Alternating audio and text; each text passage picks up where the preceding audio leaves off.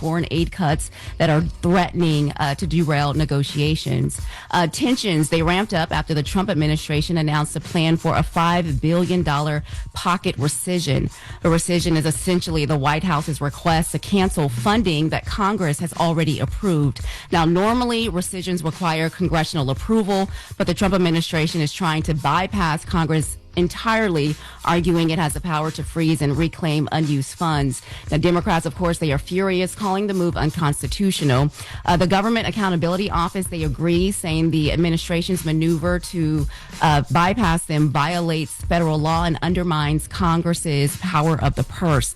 Now, at the center of the fight are the hardline House Republicans, especially members of the House Freedom Caucus, who are demanding major policy concessions in exchange for their votes. They want deeper cuts to domestic programs, tighter border security measures, and limits on foreign aid. Some also want policy riders attached to spending bills, which include things like rolling back clean energy programs, cutting diversity and inclusion initiatives, and restricting abortion-related funding. Democrats, led by Majority Leader Chuck Schumer and House Minority Leader Hakeem Jeffries, they are rejecting those demands and warning that they would gut Medicaid, rural hospitals, student aid, and maternal health programs. So what this all means for you is that if Congress doesn't act by October 1st, the government will partially shut down, federal workers will miss paychecks, national parks, museums may close, food assistance, housing aids, and federal programs, health programs may face delays. So that's what's going on there. And moving on and staying in Washington, D.C. Mayor Muriel Bowser, she signed an executive order to continue working with the Trump administration on crime reduction efforts, even as questions grow this morning about the federal takeover of local law enforcement. Now, the order that she has signed, it establishes an emergency operations center to coordinate between city and federal agencies, and says the partnership will continue to the maximum extent allowable by law. Now, Bowser, she noted that violent crime in D.C. has noticeably decreased since Trump's order a surge of federal officers and national troops into the city last month. And Trump's original 30-day emergency order is set to expire this week, but Bowser's directive, it leaves that door open for an extended collaboration. So we know, of course, the White House is praising this move. And Trump, at a press conference yesterday, he's also giving his thoughts and defending his approach. Let's listen to what he had to say. So let me tell you a little story about a place called D.C., District of Columbia, right here where we are. It's now a safe zone. If the governor of Illinois would call me up, I would love to do it. Now, we're going to do it anyway. We have the right to do it because I have an obligation to protect this country. And that includes Baltimore. I saw where Governor Moore was asking me to take a walk down the street of Baltimore. Well, Baltimore is a very unsafe place. It's rated number 4 in the city, one of the most unsafe places anywhere in the world. But, you know, we took care. This was a beautiful thing that happened in Washington because we showed that it could be done. Yeah, I don't think Mayor Bowser has much of a choice. Like, if they're telling her things like they'll remove her, you know, if she doesn't comply, and then if she wants to remain in power, like, she really has no choice. But what kind of mayor are you if you have no real power anyway? And right. Also, I don't want the military on American streets either. But if you are mayor of one of these cities and the military on the streets is working, how do you be against that? Like, what are you supposed to do in that situation? Yeah. Well, after an order yesterday, the military can no longer be in the streets of California after a judge issued an injunction, and that only applies for California. So we'll see what happens with other streets. We'll talk more at 7. So thanks, guys. All righty. Thank you, Mimi. Everybody else, get it off your chest. 800-585-1051. If you need to vent, phone lines are wide open. Again, 800-585-1051. Get it off your chest. It's The Breakfast Club. Good morning. The Breakfast Club. Wake it up. This is your time to get it off your chest. Keep calling. 800-585-1051. We want to hear from you on The Breakfast Club. Hello, who's this? Mr. Showman, what's going on? What up, Mr. Showman? Happy birthday, Envy. Oh, thank you, brother. What's going on, Charlamagne the God? Peace, King. How are you?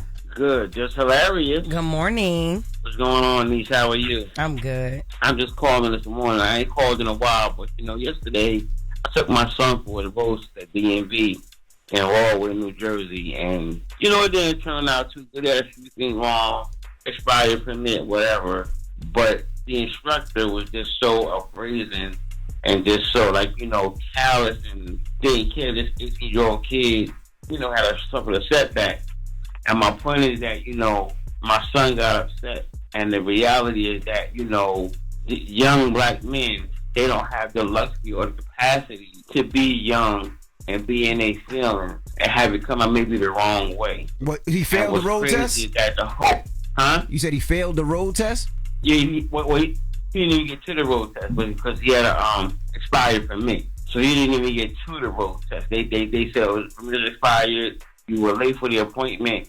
They scratched him. He was in the car ready to go, and the guy asking him all this, just drilling on. But the whole point, Envy, is that you and I have sons, and I know that you have one too. You know what I'm saying? But the thing about it is, I was so worried about my son being upset on this state property and how they went react to him had I not been around. And it's just sad that we live in a day and time where our sons can't afford to be young men who maybe can't, express themselves the right way. Because my thing, it could have went left because of some employee or some cop seeing my son as a threat. And that's a real problem. And it just so happens that, now I'm determined to have myself and my son at Charlamagne's mental health expo next month, because we have to find a way to protect our sons even when we can't be there for him. Even, he's 18, he's an adult, but I can't hold his hand through life. But I have to do my best to give him the tools and arm him to go out here and deal with this world and make him aware of how this world sees him. That's right. It was really scary. But like I said, I don't know. I know my son. He good with me, but the other people around him, somebody just scared to say the wrong thing. Oh, he's this. Oh, he's acting out, and then all of a sudden they think is to just neutralize the perceived threat. Well, that's why you're going to bring them to the Mental Wealth Expo October 11th in Newark, New Jersey from 11 a.m. to 4 p.m., man, so he can acquire some of those tools. It'll be at the Joel and Diane Bloom Wellness and Event Center at the New Jersey Institute of Technology, man. It's a day of mental health education and healing. That's all we're going to do, provide those tools. You know who he needs to hear from? He needs to hear from my man Jason Wilson. Jason Wilson will be there. I'll be there. I appreciate you for doing that. And again, and it's a free event. It's a free event. Yes, sir. Yes, sir. DA Envy, you're a legend in this game. I called them you a hard time, but you're a legend in this game. You've been around for a long time. Have a beautiful family. You love your children. You love your family. It's your birthday. Today, I celebrate you, King. Congrats. Thank you, brother. And I appreciate it and I accept it all. I just want to tell you too, this is also a learning lesson with your son. You make sure that he knows when whatever he does, he crosses his T's and dots his I's so that he doesn't have those problems. Or if he does get pulled over or something does happen, he knows that his information is right because he did what he was supposed to do. And that's a good learning lesson for him as well, Yes, sir. Absolutely. Thank you for the love, brother. Appreciate you, Mr. Showmoney. Yes, sir. Yes, have a good day, love. You too, babe. Thank you. Get it off your chest. 800-585-1051. If you need to vent, hit us up now. It's The Breakfast Club. Good morning. The Breakfast Club. This is your time to get it off your chest, whether you're mad or blessed. I hate the way that you walk, the way that you talk. I hate the way that you dress. Everything with me is blessed. Call up now. 800-585-1051. Not just me. I'm what the culture feeling. Hello, who's this? Hi, my name is Bobby. Hey, Bobby. Good morning. Good morning. I wanted to wish you a happy birthday, DJ Envy. Oh, thank you, Bobby. I appreciate it. Where you calling from? Pittsburgh, Pennsylvania. Pittsburgh. Hey. Okay. Well, thank you so much. Hey. I've called the show a couple of times now. Jess gave me tickets to my very first comedy show, and you were definitely hilarious. Thank you, girl. I really appreciated it. Definitely recommend anybody to go see her. You will not be disappointed. Oh, Definitely you're worth it. amazing. I know that's right, girl. You better call up here and tell them that I'm funny, because I'm going to be in Baltimore this weekend at the Baltimore Comedy Factory. So get your tickets if you haven't yet. JessHilariousOfficial.com. We got 5 shows this weekend in Baltimore. And also, you're going to Ohio soon. I will be in Ohio. Yes, next weekend I'll be in Cleveland. I need some at the tickets. Improv. Andrew, Madison's boyfriend. Yes. His family is from Ohio. And they reached out and it was like, you're coming to their city, and they wanted some tickets. I said, Are they from Cleveland? They from, I'm not sure what part of Ohio, but it's close Ohio's to a Cleveland. big state. Well, it's close to Cleveland. Well, I'll be they the one that in told me she's going to be in Cleveland. Cleveland. I don't know what part of Ohio. So maybe they're within driving distance. That's right. But yes, I'll be in Cleveland at the Improv next Saturday and Sunday. So get those tickets as well. No, next Friday and Saturday. Okay. So get the tickets. So his mama called me and said she wanted some tickets, if that's okay. All that right, is okay. All right. Hello, who's this? Good morning. It's Jerome. Jerome, what up, Jerome? He sound like a Jerome. Good morning. It sound like a Jerome. Jess Hilarious, I love you. DJ Envy, happy birthday. Thank you, brother. I've been trying to get in for a long minute, man, but what I wanted to talk to you about today is that sending the military to Chicago is not a good idea. I don't believe that. You got those young kids out there, they strapped up, bazookas, everything you could think of, and they ready to go to war. No, they not. Like they do it every day. No, they not, my brother. And we got to stop lying. The military going, and I don't want the military on the American streets either. But the military going to go there and they going to fall in line because the reality is all they do is go to war with each other. Right. We go to war with each other. We not go. They not about to go to war with no goddamn military. Nope. Anybody that believes that totally is a damn fool. And by the way. Prove I don't know. I don't want to be proved wrong about that. I don't want to see y'all going to war. I don't want to see y'all going to war with the military. But I know y'all not. Hello, who's this? This is Felicia. Hey, Felicia. Good morning. Get it off your chest, Felicia. I want to get off my chest. I called a few weeks ago on the blind girl who said people don't practice proper blind person etiquette. Blind what etiquette? And blind person etiquette. Oh, blind person etiquette. Talking to the person I'm with and not talking to me like I'm not standing there. Yep. How you know? Yes, though? I remember. How you know they're not talking to you? Because she can hear. She can't see. She can hear. Oh my God. That's like somebody saying, "Hey, does the blind person need a seat?" Instead of asking the blind person, "Do you need a seat?" Got you. Yeah, like the intake person at a doctor's appointment asked my person that was with me, does she know her Social Security number? I'm like, yes, I do. Well, maybe they're just assuming you blind and deaf. I don't know. I know. I hate that. But it says you went on a cruise recently, right? It says you went on a cruise recently? So, man, you made the comment, you said, so basically when I stopped seeing, people stopped seeing me. Yes. And a few days after that, I went to a Desi Banks comedy show, and he interacted with me and ended up making jokes with me and put me on his Instagram, put me on TikTok. So I just wanted to talk about how I finally got seen, even though I can't see, like, I'm all over Instagram, I'm all over TikTok. Well, did you make sure you was slay, girl? Because if you all up on people's Instagrams and stuff, when people see you, you got to look good. How you know? They told me I was cute. They made comments on there. If you go to his Instagram, he put it up, he said, when a blind lady comes to your show. And I had these comments, everybody was saying I was cute. Shout out to at the table with me. Ma'am, Charlamagne has a question. Charlamagne is raising his hand. He's going to say, how did you read the... That's all I want to know. Who told you these about these comments, man? She has friends. I'm not saying you're not cute. My family and my friends. You think she's blind, deaf, and only? But if somebody had a negative comment, would her friend be why like... would I don't read the negative comments to people who can see, unless I want to laugh. Oh, my God. So why would I read like, the negative comments? They say you look butt ugly. Like, they would never say anything negative. But other than that, everybody's speaking to me on how well I interact with him. It's just really funny. If you look on his TikTok or his Instagram, you should be able to find it. I'm going to go and look. I just want to say how I was glad to finally be seen. Well, I'm happy Desi bought you joy. Salute to Desi Banks. Yes. I'm glad he bought you some joy. I love that. You deserve all the joy. I definitely appreciate it. You deserve all the joy you can handle. Get it off your chest. 800-585-1051. We got the latest with Loren. I will let y'all know. Loren sent me $30, and I'm like, hey. And I'm like, what's this for? She's like, go get yourself something, Starbucks this morning or something. I'm like, oh, thank you. You get your drinks every morning, just a little something, because I fell asleep and couldn't get your gift yesterday. Oh, well, thank you for the. But happy birthday, Envy. Thank you. What's wrong, Charlamagne? I didn't give you nothing for your birthday. I don't care. You looking so sad and bald. You got a haircut yesterday? I sure did. So that's right. Look, can't even see where your hairline be kind of starting a little bit sometimes. Yours doesn't. I wish I could say that. I wish I could say that to you. Yes, okay. A stuttering hairline is crazy. I really wish I could say that to you. One day, keep it up.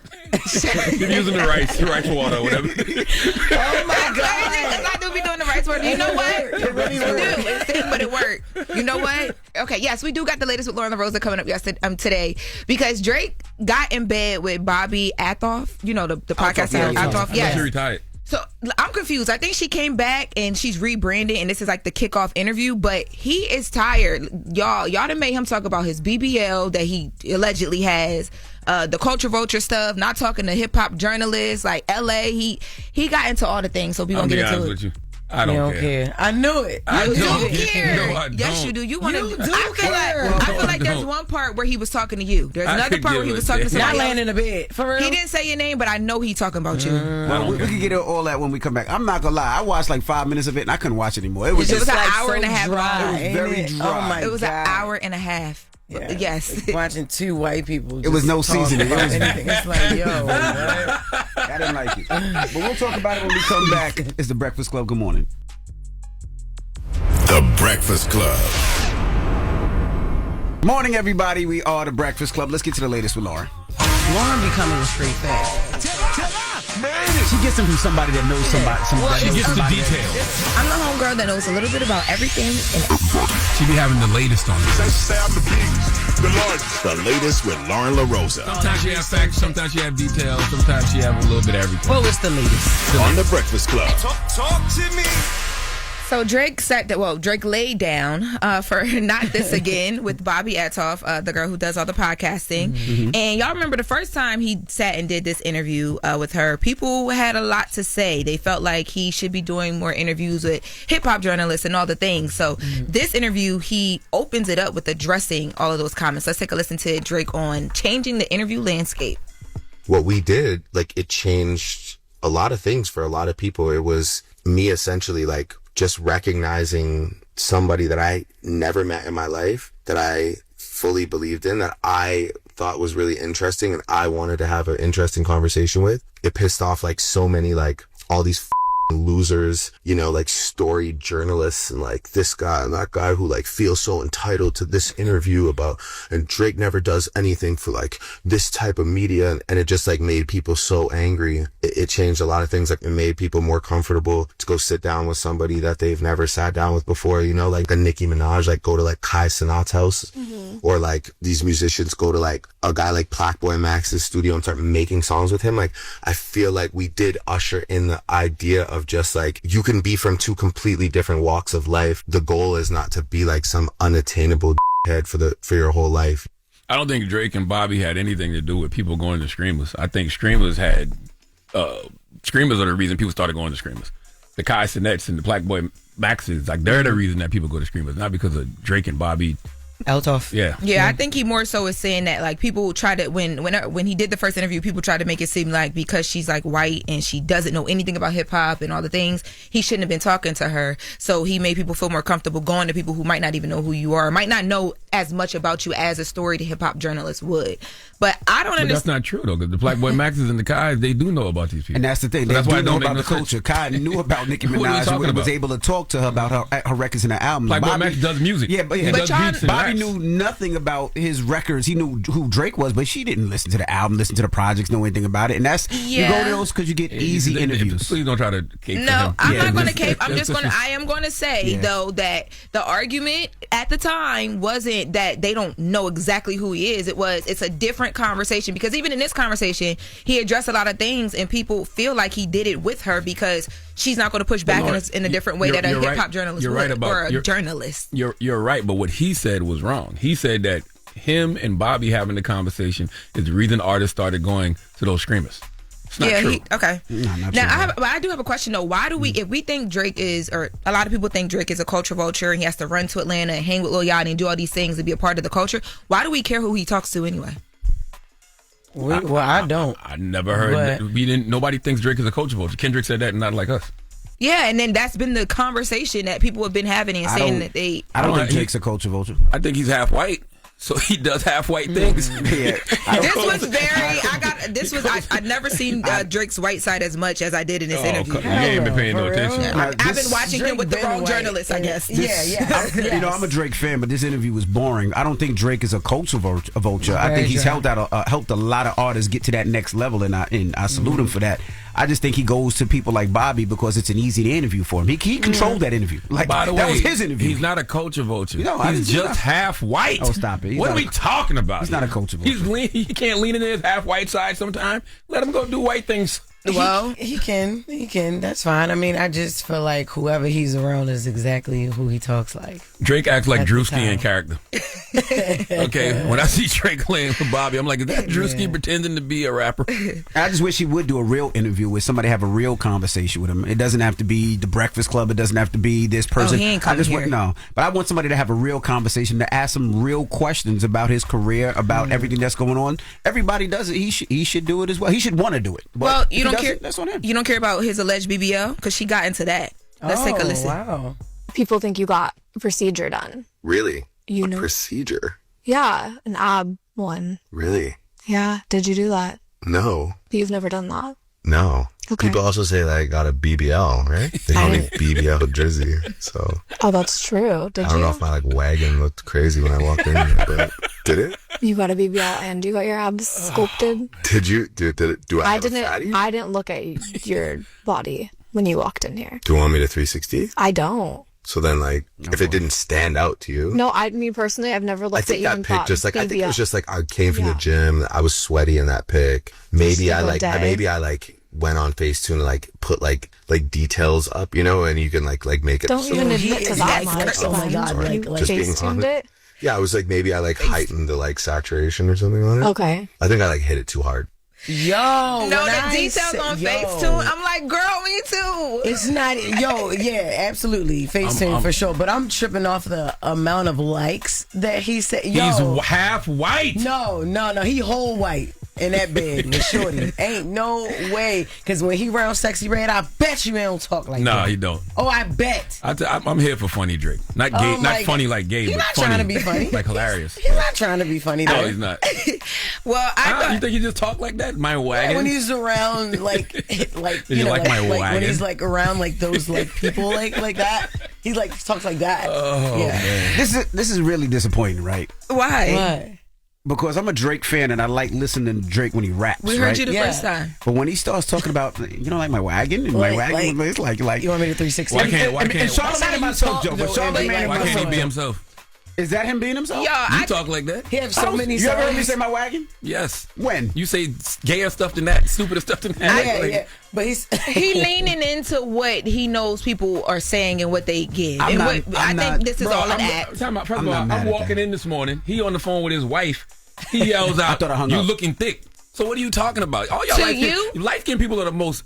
Y'all like self-awareness, like you literally just said this morning to me. I look thick. I thought I hung up, and my wife. It don't matter, but you said that. Who are you talking to? I was like, Charlamagne. Continue, but that's like his play boyfriend though. Like Drake is literally. Drake, you know what I mean? This is his play. I'm confused about what their relationship is or is not. Charlamagne not play all day long. His play. This is homie. He's comfortable. Nobody thinks me and Charlamagne are gay. We play all day long. Let me tell you something. Yes, because there was one part where I was like, I think he talking about Charlamagne. He says that Drake said that the media gets together to determine how people feel about him. Let's take a listen. Get together. When I'm dropping an album, they have media phone calls deciding what stance so-and-so is going to take within the first hour or within the first 3 hours or within the first 12 hours so that this person doesn't overlap with person. Well, I'm going to say that I hate the album. I don't know what it's going to bring yet, but I'm going to take this stance. Or literally, it's about, I hate to say first responders. That sounds terrible. But we're talking about first responders in media and in comments. But my advice to you is the fastest comments and the ones that are meant to sit at the top with the most replies. It's a purposeful action. It is not the genuine reaction to how people feel about you. Number one, that's just not true. Nobody does that. like matter of fact, let's flip that scenario. Before Kendrick wiped his ass with Aubrey, did media personalities communicate about who's going to say good things about Drake first? How come artists only say people conspire against them when it's something bad? How about when it's good? I will say this. I feel like a lot of media personalities, before they even get a chance to dive into a Drake album, they issue on it immediately. Like, there's no possible way that you can really critique an album if you don't listen to it and really ride with it for a little bit. Not to, you hear one song, Little is trash. They do that a lot to Drake. I see it mostly with Drake. But ain't nobody getting on the phone saying, "What stance are you going to take? Hey, how about you go this way first?" Not to mention, we live in the social media era. Nobody reacts faster than everyday people on social media. And I've seen people do that with a lot of people album, yo. Like, not just Drake. Like, people do that all the time because nobody listens to an actual body of work anymore. Correct. They listen to the singles or the first 2 songs and be like, oh, it was trash. Oh, it was hard. And the whole time, the whole album is not even hard. The first 2 songs are hard. That's why they put the first 2 songs first, because all the trash is last. It's just crazy that he thinks media personalities have more power than just regular, everyday people on social media. You don't think you have power? Not like people on social media. It's so many of them, and that's the people that talk the most. I disagree. I remember that. No, I remember here we talked about what was that song when he mentioned Halle Berry. This Slime You Out? Yeah, but listen. And that song went #1 after we talked about it. We were talking about how bad that song was. That has nothing to do with us. That has to do with the label spending money. No, I think, especially you, Andre. Cut it out. No, I do feel like a lot of times people are sheep, and I think people go to the internet to see what people are going to say before they make their decision to say what they're going to say. And most media personalities do that, which is why I go back to saying social media, those people on social media, those everyday people that are listening, they control the narrative way more than any media personality could, which is why artists like Drake spend money on bots to amplify the good things said about them and to attack people who don't have positive critiques about them. Allegedly. Now also, say something nice about Drake. Let's see where it goes. Say something nice about Drake. I think he's hilarious. All right, let's see if that goes. I like his white side. See, his white side is hilarious. Yeah. Well, let's see if that goes. Let's see if people start saying the same. Well, in closing of this, talking about Drake and bots, yesterday I confirmed the story, just mention it as we close. So yesterday, this happened in Turkey, but it's heading over here to North America. The offices of Universal, Sony, and a few other major record labels were raided in Turkey. And this is all a part of some bribery allegations regarding artists on those labels paying off individuals for Spotify playlist placements. Now, this is going to be fun to watch. Yeah, now, so what I was told was that all of this has led to an investigation in North America, and because they're claiming that artists here are using similar tactics, and the FBI is investigating. This is going to be so fun you're talking to about watch. Drake and bots or whatever. I know there's been a conversation, but yesterday that's what I got, and this is I've been told things are about to explode. This is going to be fun to watch unfold. Crazy. But you know what? I will say. I don't like that laugh. It's so dark. You look really pretty today. Thank you. Yes. Not that you don't look pretty any other day, but you look really, really pretty. Oh, we got to go. Jess is a bot. But you got. Oh my God! Wow! All right, that's crazy. That's the latest with Loren. Whoa! Wow!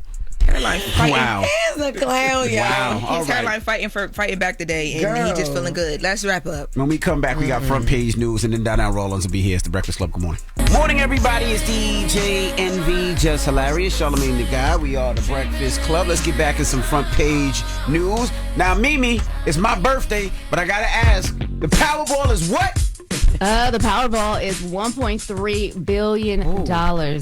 We're gonna talk about all of that. But first, we're gonna get into this Jeffrey Epstein files. This case just keeps churning. So the fight over the release of the Jeffrey Epstein files, it's also heating up as Congress returns from its 6-week recess. On Tuesday, the House Oversight Committee, they released 33,000 pages of documents from the Justice Department, including flight logs, jail surveillance video, body cam footage, interview summaries, and court filings. And of course, this is in response to the mounting pressure from everyone, lawmakers, survivors. But many of the lawmakers say the release fell short. Democrats and Republicans are criticizing the, quote, chunky rollout and noting that most of the material had already been publicized and been publicly available for years. The new documents, though, did include a 13-hour surveillance video footage from outside of Epstein's jail cell the night he died in 2019. It was 2 hours longer than what the Justice Department had released earlier. However, the video still does not include that missing minute, a jump in time code between 11 p.m. and midnight, which is fueling even more questions. The only significant new information that came out was U.S. Customs and Border Protection flight logs that show Epstein's travel to and from his private island in the U.S. Virgin Islands. Tuesday's developments, they also came along with a highly emotional closed-door session between members of the Oversight Committee and the survivors of the Epstein abuse. Now, after the session, after that closed-door session, Congresswoman Jasmine Crockett, who was part of the Oversight Committee, spoke to the public. Let's hear what she had to say. I'm sure many of you don't recall, but we were sent home early to try to avoid being able to take a vote on something like getting these files.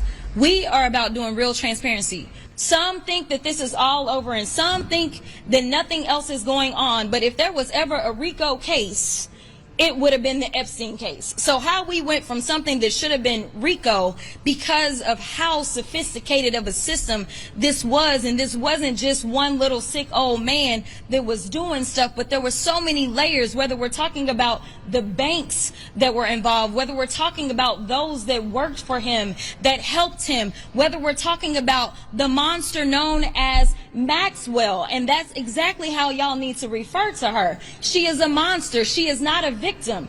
I just like the fact that they still talking about it. Like, don't ever stop talking about the Epstein files. Democrats should be treating the Epstein files the way Republicans treat all transgender issues.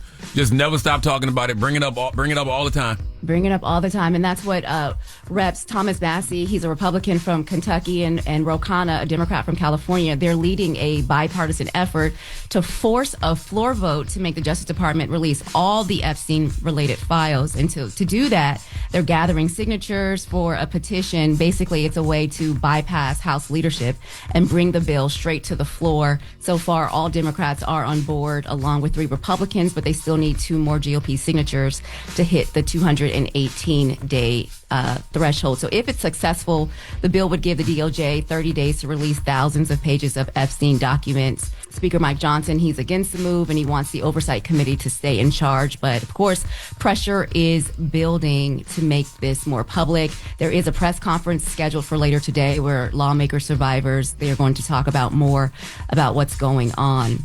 And while Congress wrestles over the transparency of the Jeffrey Epstein case, millions of Americans are already feeling the impact of another fight in Washington, and this one is over food assistance. The largest cuts to SNAP in decades, they took effect on Monday, slashing benefits for families nationwide and tightening eligibility for food aid. The changes are part of President Trump's new tax law and are expected to affect more than 2.4 million people, including families with children.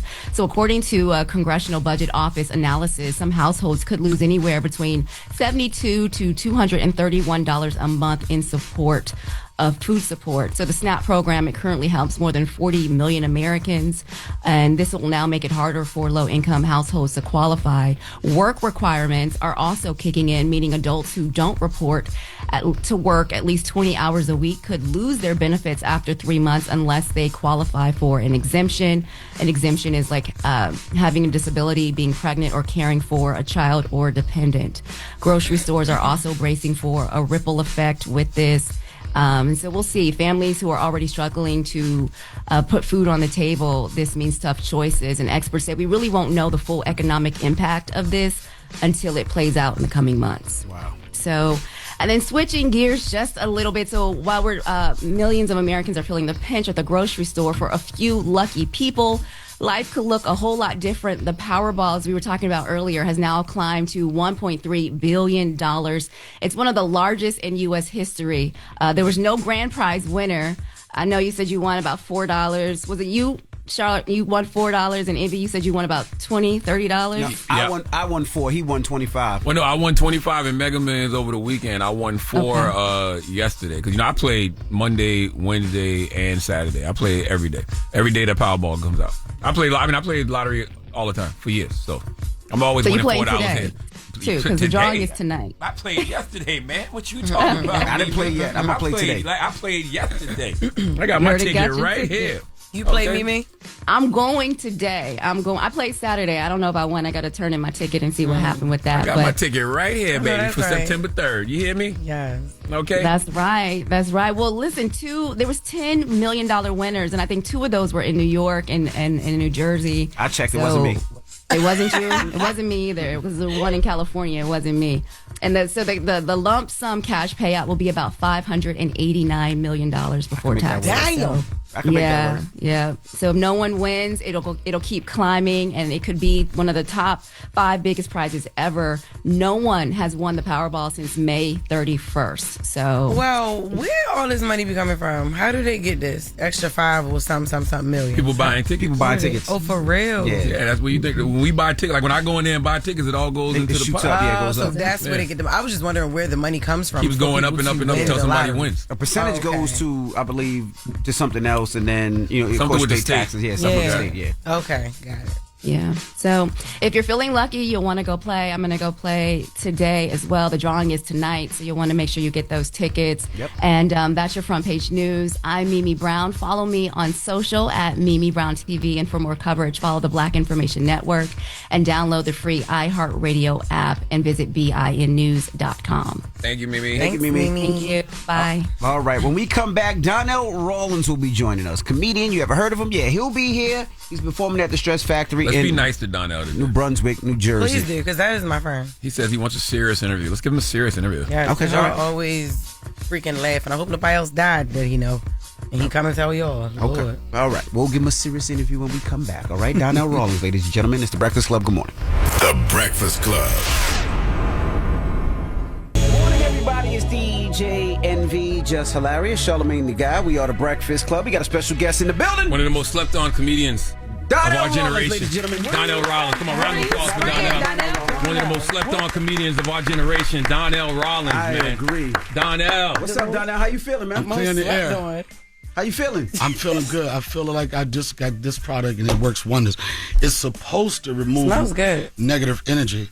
Oh, there's no negative energy here, man. I don't It's know all if it's positive gonna work, energy but here. it's a Palo Santo spray and it works wonders for people that Well, have how are you negative energy. feeling, man? How's your I feel son? I great. seen you on the river. I seen you really enjoying life, man. We How's your appreciate mental that, health? man. It's horrible.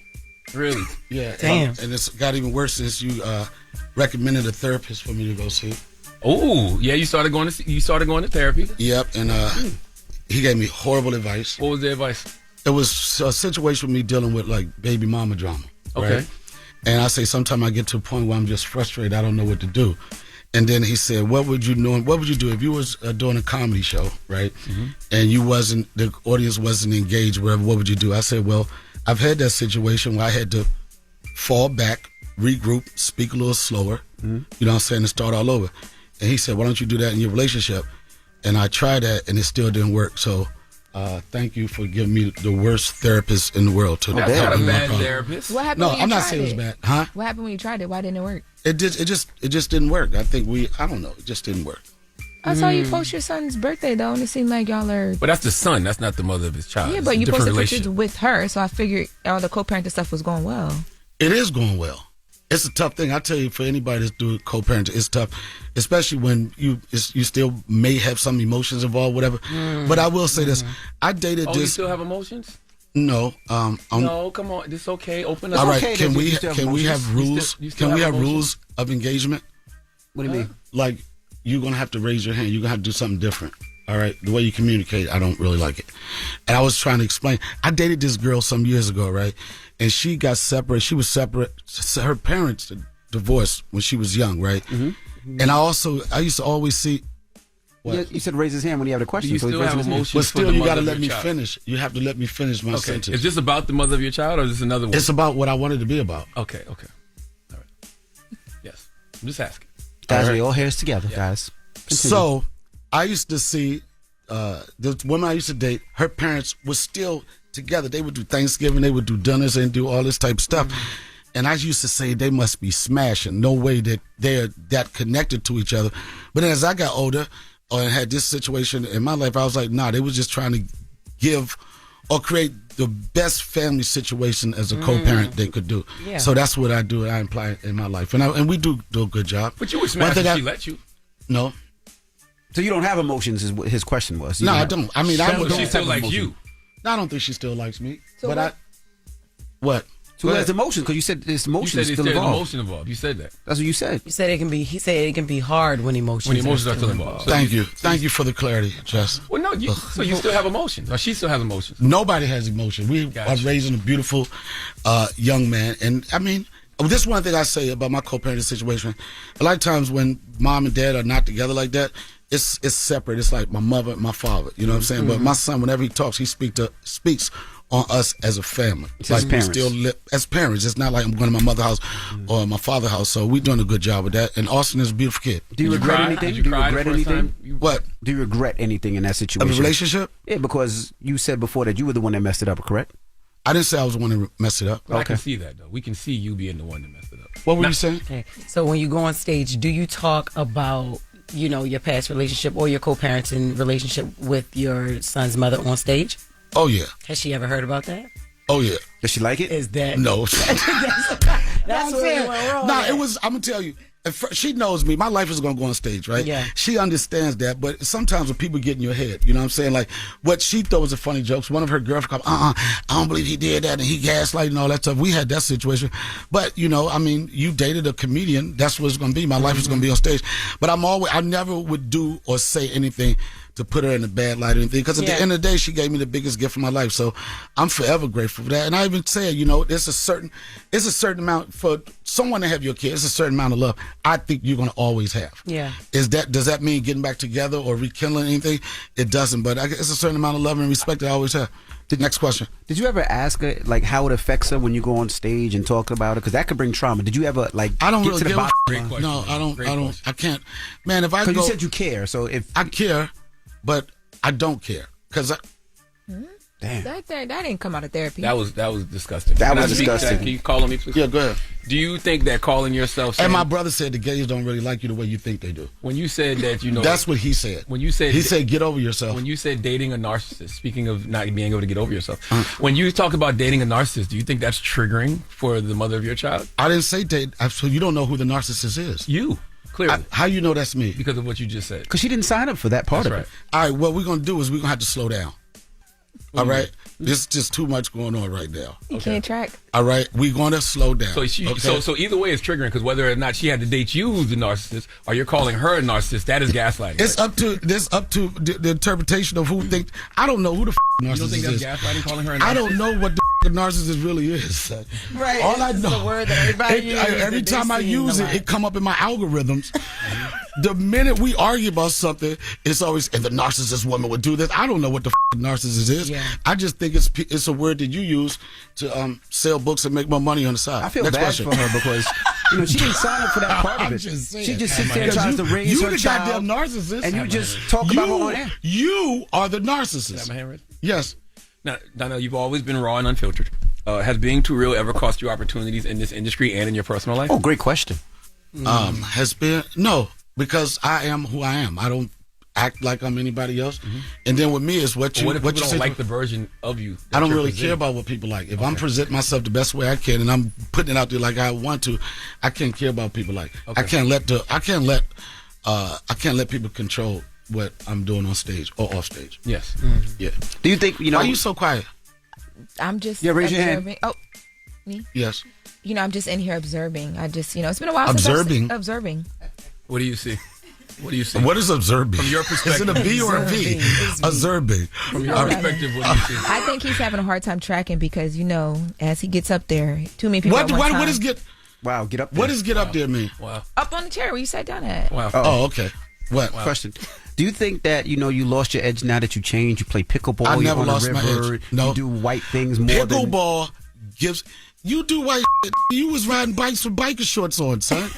You did that for That 6 is true. months. That's a fair point. You had, Indeed, that's a fair point. with That's the right. shoes that Fair go into the point. thing. You're You right, were touche. doing that shit, son. That's a fair You know the shoes that you put inside the The pedal bike thing? shoes. The bike Oh, shoes. you got Yeah. bike shoes. I lost my edge a little bit. That's why I'm asking you. You did that the shit for same 3 way? weeks and you put that shit in the garage.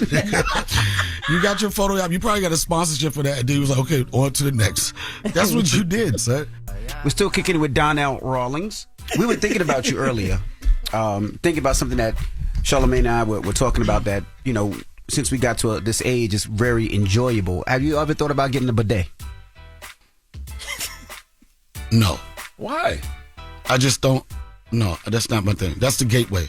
The gateway to what? A clean booty? A clean That's booty? that's a gateway A to clean booty? That's a gateway to your lifestyle. A clean that's booty? what it is. You wouldn't be who you are right now if you didn't your first boudet. First of all, there's nothing wrong with a bidet. I'm not here for all of Okay. it. Have you Okay. tried? I know y'all Have you? listen, man. Have you I ever know been y'all- gay? Have you ever been gay for a bidet? Oh, you have gifts. No, I'm sorry. This is unfortunate. It's not a thing. It's not a Just right here. It's because I've had, and there's nothing, no slight on the ladies in here, but I've had a history with these guys Oh, okay. for so many years, right. and I. You came and I up here with gifted- gifts For for them two to. people. What is this? What is this? It's a gift. It's a. Oh. Oh, Get a close up. Pictures on there. That is so Get a cute. close up. Yo. Get a close These up. are the Gay Force Ones. Get a close up. You got me a pair of Gay Force Ones. No, look, it's how my greatest moments of f***ing with y'all. This is fire. Just print Those were are on there. lit, Donnell. That is so I cute. appreciate these Gay Force Ones. Yes, now I understand why me and Jess don't have them. These are dope. You should have had the I pink didn't have enough shoelaces. time. though. I do apologize. I feel bad about You it. should have had the pink shoelaces. Yeah, my are guy, fire. Akil Evans out of Baltimore. Artist out of Baltimore. This he is a did very that. thoughtful gift. But look at, but no, it's not. It wasn't supposed to be thoughtful. It's supposed to be It's insulting. thoughtful. It's not I just insulting. wanted. I am so appreciative. I wanted y'all to see the Today memories. is my birthday, and I'm going to wear them. Yeah. I'm going to wear them this weekend. These aren't even the same pictures on both of them. Nah, that's crazy. This is amazing, Donna. This is very Does thoughtful. that say Diddy? Thank you for thinking of me. I thought I saw Diddy on the other side of it. Let me see. No, I Diddy would would love be, to- No, Diddy the would be other on shoe, his other shoe, shoe. other Yeah, Diddy would be on his because he sat between Diddy's legs. I didn't sit between Diddy's legs. sat between Diddy's I legs. slipped. Oh, in a it say puddle. Booty I'm not. King. I You slipped in a puddle of what? of oil. Yeah, All right. yeah. And where did you land? No, I'm not going to revisit that. That's Thank part you, of my Akil. life. I'm not going to That's lie. right. They're When trying to you draw redid the you back in. juice skit, I thought that was hilarious. That one was The spot one? on. The Yeah, juice skit I'm was going to amazing. always be insulting to you guys. I loved it, actually. Donnell, how frustrating is it, right, when people are not taking you serious because you're a comedian? It's interesting because I really, for what we do, I don't really want people to take me serious. I want them to find me to be funny. You know what I'm saying? If people take you too... That's not true. That's not your question. That's He not your wasn't done question. Raise your hand, sir. Raise your hand, You know sir. that's not true. Because You like to be yelling. taken serious. Yeah. That you actually get very frustrated when people don't take you as serious as they should. What makes you think I get frustrated? Because you told me that verbatim. Yes. You remember What? when you told me that? Remember when you yelled at me over the phone and I didn't realize that you were playing? I thought we were playing, and then you was like, "No, you don't ever take me serious."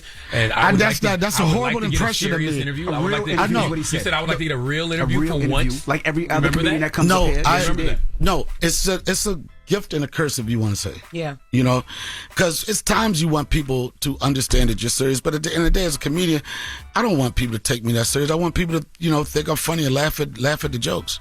Yeah, but in times when you are really serious, like when you were talking about your dad, Yeah. and how he You trying passed to and everything. you're trying to trigger something. I'm not. I just want. I just people said the to timing. Okay. Sometimes, Okay. and there's times that I have moments, and I was having a moment that went viral, and you laughed, and I thought that was very insensitive. Yeah. What did we laugh at? Now, what's the biggest childhood trauma that bothers you? Yeah. You want to know? Yes, sir. I don't even know if I can say this, and y'all gonna laugh at me. I'm not gonna laugh at you. I promise you, we're not gonna laugh. When I grew up, right, and I remember.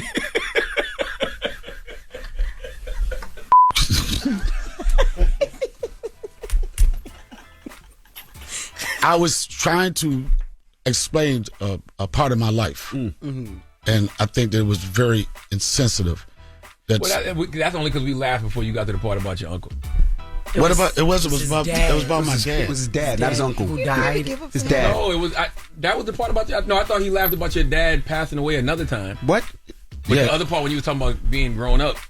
I said when I grew up, I was trying to go back to a story of my childhood. With his dad. Oh, I thought that. And it was relating to the relationship that I had with my son. And then when I was doing that, that's when y'all laughed. But I've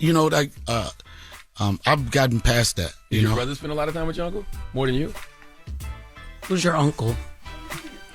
First of all, my brother, who happened to be a part of the letter community, said that the gays don't like. What is trade? Trade is Charlamagne. Yeah. Trade. He comes off as like not. But they, not but, gay, but like he man said, but gay. he said you are not trade. Well, yes. So that means you flamboyant. He said you're not. He said you're not trade, and nobody is checking for you. Trade was like a nice piece of ass. Trade That's what he trade said. is a masculine, potentially straight identifying man who engages in same-sex activity for various benefits like money or companionship. So what I've been told is that I'm not trade, I'm actually a butch queen. Oh. Wow. So ask your brother that. Call him. He sounds very trady. He To does. me, after I reading never heard that one. Call your brother. Okay, And ask him, definition. does he think that since I'm not trade, does he think I'm a butch queen? I don't think he think you. He said Butch Queen. That's like a double negative?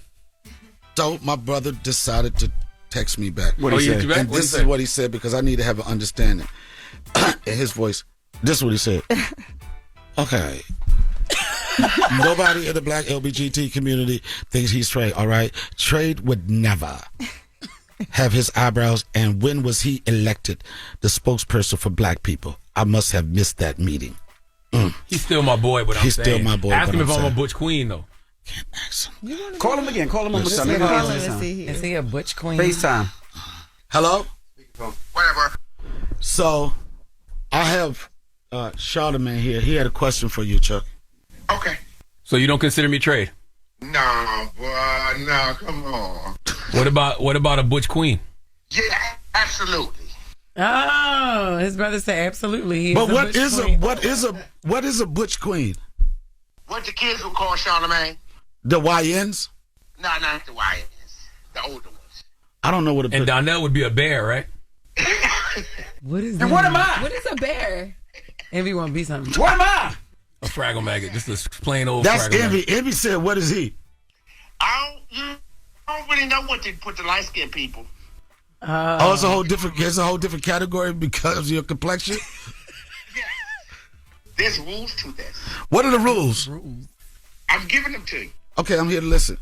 What else you want? You just ask me. What would Charlamagne would not be Trey, but Butch Queen, absolutely. Ask him top Is or Charlamagne bottom. the top or bottom? Top or bottom. I'm a power top, clearly. More versatile. That would be me. I can see that. I can see me being versatile. Flexible. Could you leave your brother alone though?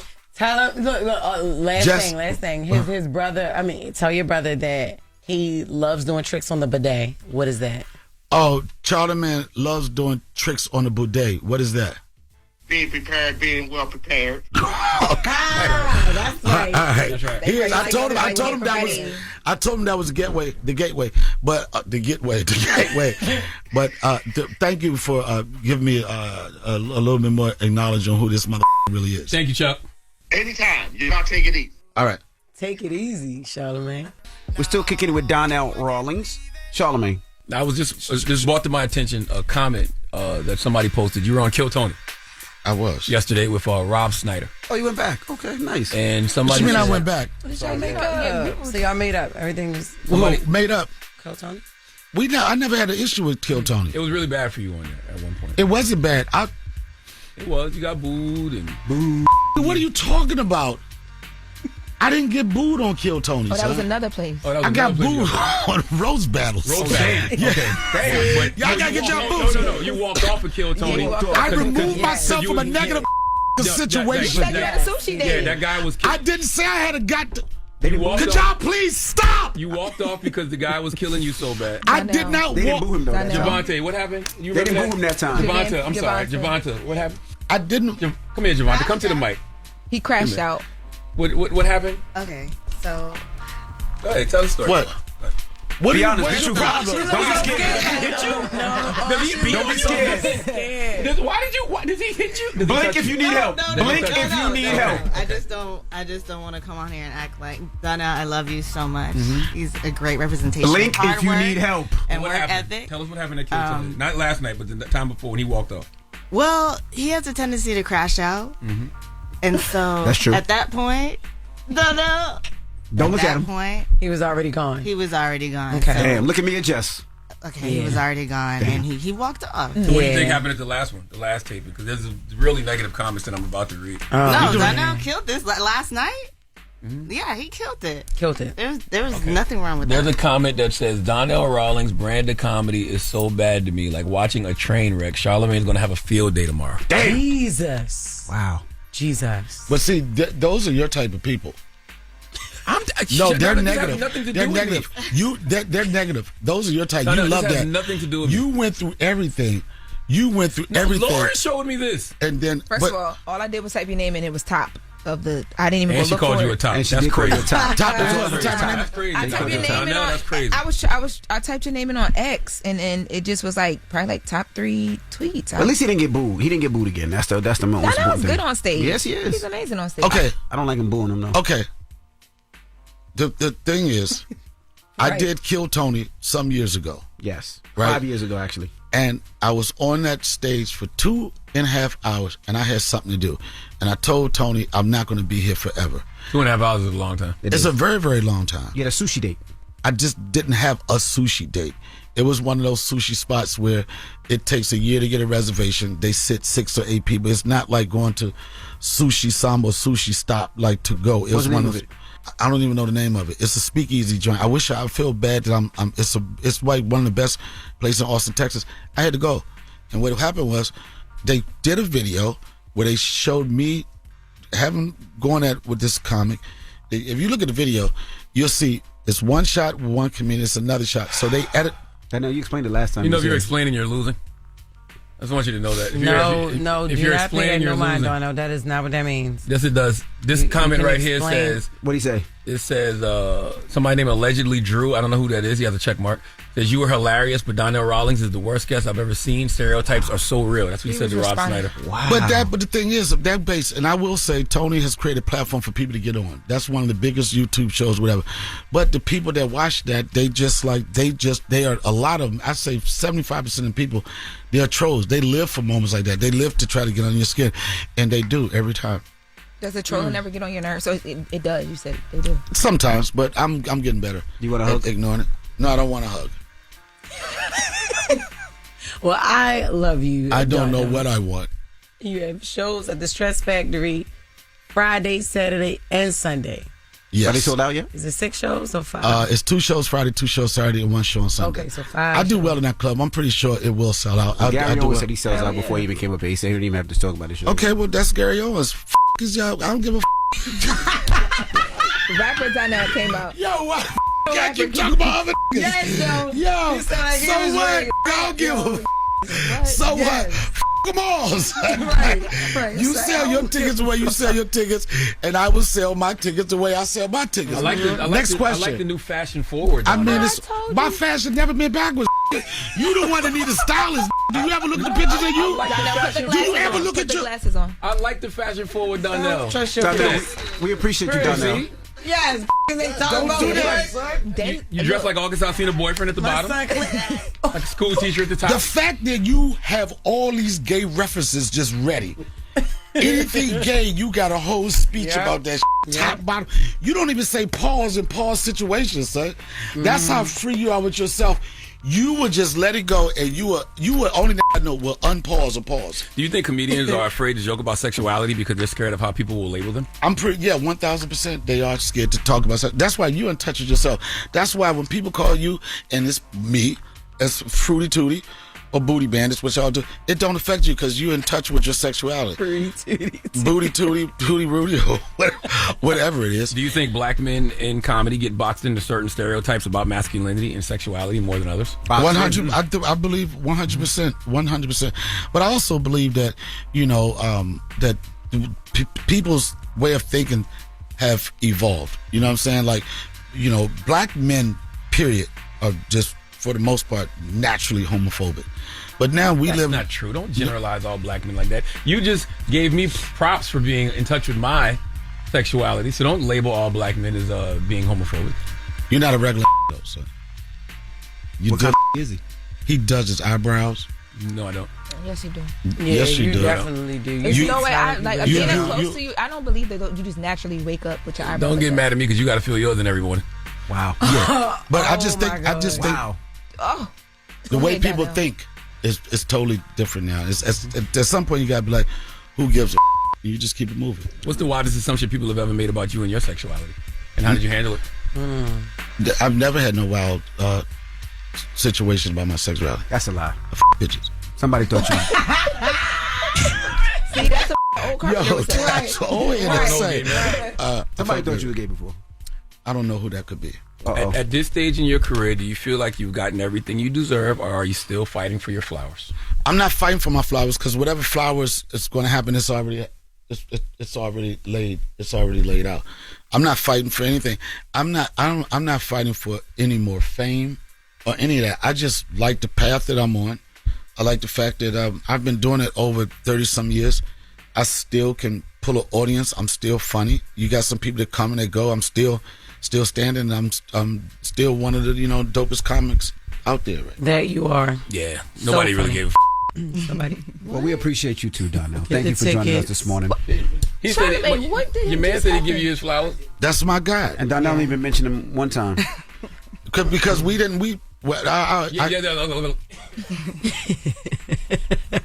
He'll say we know what we do. Well, Donnell Rawlings, thank you for these beautiful sneakers that you gave us. Thank you. Do a close up on them. We're gonna put them up there. We're gonna put them up there. So Yo, this is crazy. look, that's Envy behind Charlamagne like this. look at this. Look at this one. Look at this one. Crazy. Oh my God! Oh my you got God. your daughters on there. That's cute. That's not my daughter. That's me and Charlamagne. Oh Spread it. Bust It's it the open. Breakfast Club. It's Donnell Rawlings, ladies and gentlemen. Thank you. Let's get to the latest with Loren. Lauren becoming a straight fast. She gets them from somebody that knows somebody. She gets the details. I'm the homegirl that knows a little bit about everything. She be having the latest on you. The latest with Loren LoRosa. Sometimes she have facts, sometimes she have details, sometimes she have a little bit of everything. What was the latest? On the Breakfast Club. Talk to me. So we talked about Drake a little bit in the first hour, and I have a little bit more that I wanted to get into because yesterday there was an additional jail call, Young Thug jail call, that surfaced online of Young Thug speaking on trying to get a feature from Kendrick Lamar. Let's take a listen to that. The would never be bigger than Drake, ever in life. Never be bigger than Buddy. Buddy gonna do it right. Buddy with everybody. You know how many like Drake change? How many take care of their family because of Buddy? Kendrick, damn, put it on. You're a superstar. You don't ran up here a few hundred M, but you ain't put nobody on, though. You see what I'm saying? You ain't even put Keem on. Because the on him doing this ain't really doing that. Put somebody on. It's okay to run you a few hundred M's up, but who you help, though? You ain't really help nobody. It's the saying. You did all that, man. You ain't help nobody. You ain't really gaining no fans off of you. Keem ain't big. Keem love hell. Man, you can't sell no ticket. Watch out. I truly believe you do a song with me, Wham, Dirt, Moneybag, Savage. I truly believe we'll have your ass dope. Trending, like, they're gonna be like people in the real world with you, not the rap world. You know what I'm saying? I wonder if Thug was a hater before jail. Yeah. Or did jail just make him bitter while he was in there? He probably was bitter. You Niggas sitting in be getting jail. upset when they don't get features like that for real. Yeah, so for context, yes, he was upset because Kendrick, he had reached out for Kendrick to do a verse and it didn't happen. And he felt like Kendrick should have did the verse because Drake does things like that. He does verses, he leans into the younger artists or whatever.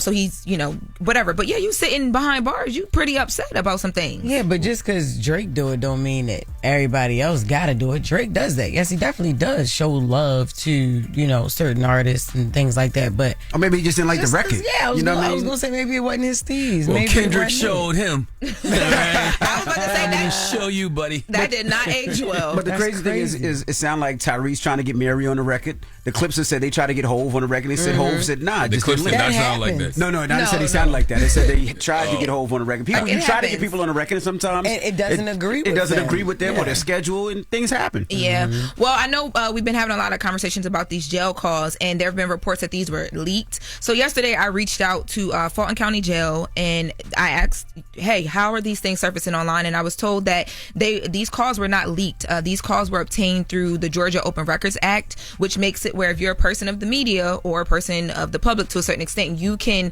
file an open records request and submit information on the inmate, a certain date range, and receive phone calls. So you can just get this with a certain credential. You can just get these audio tapes. Ain't nobody got that much time on their hands. This was a coordinated, calculated attack on Young Thug. Yeah, how would they know the day Thug was talking to this ain't Savage? random. How do they know the day Thug is talking about this? Like, he's been in jail for, 2 years? I'm not for sure. And to be clear, I reached out to Fulton County Jail, but he was actually being housed in Cobb County. So those are the people who sent me the link to the open records request. Did you try? I'm sure you did. I did submit, because I just want to see what the process was like. There's no way I can go through all them calls. But yeah, moving on. So in other court news, Cardi B, she won that civil lawsuit that we've been talking about. Yeah, she was being sued for over $20 million, about $24 million for alleged assault on a security guard. And yesterday, a jury who deliberated for about an hour said that they didn't prove their case, that Cardi B was not guilty of anything that they claimed. Now, there was an incident outside of the courtroom with Cardi and a reporter in the midst of all of this. Let's take a listen to Cardi B outside of the courthouse. So first thing first, I want to thank my lawyers. I want to thank... Not this one. Let's take a listen to... Hey, Cardi, you're beautiful. Thank you. Cardi, insiders are claiming that Offset is publicly bragging about getting you pregnant for the 4th time. Do you foresee any paternity issues with Stephon Diggs? Stop disrespecting me. Don't disrespect me. I got another marker, Cardi. I still love you, even though you just threw some stuff at me. I don't care. You're disrespectful. Don't do that. women asking those type of questions to me? No, you see ma'am. women asking those questions to me? It's legit. Why do you feel as a man you get to ask me those type of questions? Act like you have some manners. And your mama taught you, respect women. Yeah, so she threw a He's pin. a clown for that. Yeah, He's she threw definitely a pin toward the reporter that asked that question. That's what you guys heard. She shouldn't throw stuff at people though. I mean, if didn't she get sued when she threw the microphone at the person? Yes. Like, she shouldn't be doing it. So you can 100% curse the should person not. out, you can yell at them, you can scream at them, but you know every time you toss something at a person, it's Yeah. gonna cost you some coins. It was emotions. Yeah, You know what I mean? 100%. It was emotions, man. but Like, it's how do effed you up. say that? And this was before everything was done in court. So then going back into court now, of course, the attorney for the plaintiff brings her throwing the pin up in court as the closing arguments and conversations are happening. Let's take a listen to the lawyer speaking on Cardi throwing the pin. She threw an item at the news reporter physically in front of this courthouse on court property outside this courtroom. So I would ask that she be admonished and be told not to handle herself in this way and not to look at my clients anymore. All right, so the court can't make any orders for conduct that the court didn't witness? I can show the court the video. Well, I still haven't witnessed it. I think it appropriate that the parties be courteous to each other. I don't think it's appropriate for anyone to either threaten anyone or even by way of staring at someone. People can take offense to that. So please continue to act courteously with each other. And let's just, there's been rumors for weeks that Cardi is pregnant, and that's what that reporter was trying to reference. And there's been, things surfacing of like Offset making comments different places or whatever. But regardless of what the is rumors, the comment saying? So the comments that have been reposted by some blogs that have been reported, like he's saying not mine, that type of thing. We don't even know if Cardi has not confirmed pregnancy at all. So whether she is or she is not, that type of comment from anybody, especially a stranger in front of cameras, is going to piss you off. Still can't throw stuff at people. You got to know who you are. Forget what who that person is and what that person is saying to you. You got to remember who you are. Especially because the easiest thing to do is file another lawsuit. That's right. They do it to get a rise out of Cardi. Like that's the reason why he said what he said. And remember when he Fat wanted that Joe to was happen. up there? Fat Joe said people would walk up in front of him and say wild stuff because they knew he might hit them or something, just so they know they can get a quick 50,000, 100,000. Like, it's not worth it. But I'm just saying that nobody in this room has ever been pregnant, but me. And in your earlier stages, if she is pregnant, all her emotions, her hormones, who knows what she's going through mentally, I totally get it. Yeah, you're not supposed to throw nothing at nobody, but who's thinking like that when you hear a disrespectful comment like that? That would make sense if we hadn't seen her do stuff like that when she wasn't pregnant. I totally understand, but we don't even know if she is. It still makes sense, even after seeing her throw something at somebody and when she wasn't pregnant. It makes sense. Like, you don't know. I will say this.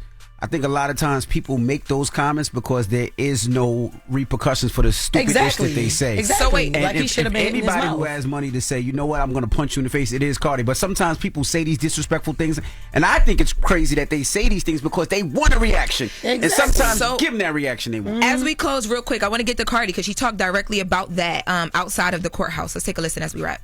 So first thing first, I want to thank my lawyers. I want to thank the jurors. I want to thank the judge, and I want to thank the respectful press. I really, really appreciate that. And I want to thank everybody at home supporting me. I know you guys having a little key with the moment, but to be honest with you, I have missed my kids' first day of school today. I missed my kids' last week of school yesterday because of this. I will say it in my deathbed.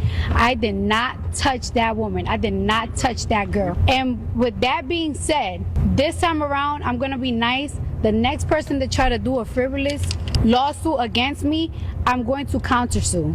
And I'm going to make you pay. So don't ever think that I'm just going to give you my money that I work hard for. Again, you don't know what she went through. She missed the kid's first day of school. Something last week, and she may be pregnant. She got emotions, tensions, and high. It's too much going on. Don't open your mouth unless you want to get hit in it. That's just period. That's how I feel. But all right. Well, that is the latest with Loren. I mean, you watch your mouth, nigga. That's what it is. I'll pay somebody to do it. You shouldn't do it yourself. There you go. Or security should have been quicker. Exactly. Doing it yourself will always cost you Her way security more. knows her. Her security should have been quicker. Like, look, I know this going to get her a little... She's also not the first celebrity that gets stuff said about her all the time. You just got to move differently when you are somebody. You got to know who you are. When somebody says it to your face, it always hits differently. When you're walking, you're minding your business. She said her forehead is raw too. She going through things. Like she been switching wigs every day. Like I said, her security definitely should have got to her a little quicker. Like, come on, because he was moving slow as hell. All right. Well, Donkey today's up next, Charlamagne. Who you giving that donkey to? Man, Sean O'Donnell and Aaron Prout need to come to the front of the congregation. We need to have a word with them. All right, we'll get to that Only next. one of them can come, but I'll tell you why. Okay. Somebody died. We'll talk about it. We'll discuss. It's the Breakfast Club. Good morning. Hold up. Every day I wake up. Wake your ass up. The Breakfast Club on Power 105.1. Glorilla. Jesus.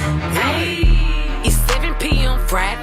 It's 95 degrees. I ain't got no, and no nigga ain't got me. Let's go. I'm about to show my these love freak. How the is that your man? If he right here with me, turned up with my, turned up with my, turned up in my shows, yeah. Cause I got that blick. 60,000 fans can't see me do my dance. Got 1,000,001 haters, and they y'all can kiss my. Turned up with my, turned up with my, turned up in my shows, yeah. Cause I'm right here with me. I'm a fifth of hand, getting up with my twin. Got a backwood full of sock and a bankroll full of beans. All that Twitter typing, see me and ain't do nothing. Crop top with some biker shorts, I'm showing off my moose nut. I'm feeling good today. I'm outside with your bait. Got a brown skin with dreads, and a black with waves. He gon' drop that net. He love the way I sit. Fake nails press, so high, damn the red. I keep it fresh. Yeezy shirt on wet. Who won't smoke? Say what? Get that off your chest. Turned up with my, turned up with my. Turned up in my shows, yeah, cause I got that blick. 60,000 fans can't see me do my dance. Got 1,000,001 haters, and they y'all can kiss my. It's 7 p.m. Friday, it's 95 degrees. I ain't got no, and no ain't got me. Let's go. I'm about to show my these love freak. How the is that your man?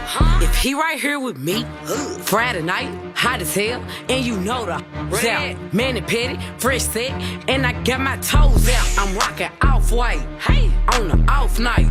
These with me pretty, and they y'all can fight, yeah. You mean 40 inches, 6'13"?